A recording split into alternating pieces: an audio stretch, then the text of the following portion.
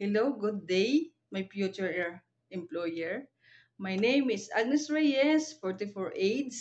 I'm married and I have one daughter aged at 17. I'm the fourth of the family. I'm graduate in high school and I have a certificate for housekeeping, therapist, and household chore.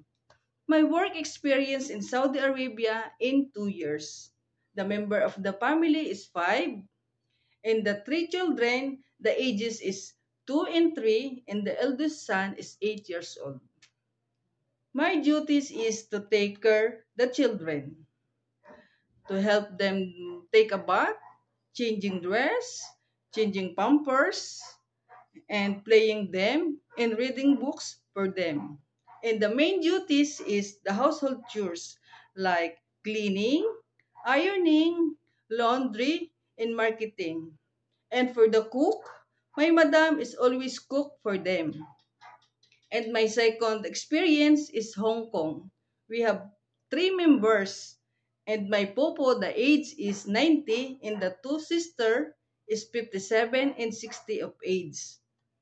My duty is to take care popo, give food, medicine, and get vital signs. And sometimes I always massage for them for night.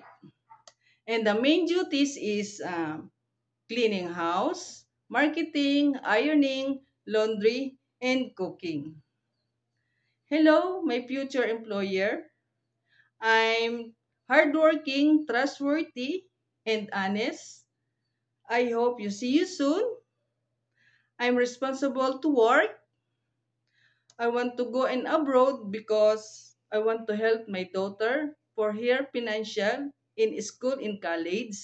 I hope to see you soon and hope you choose me. Thank you so much, sir and madam.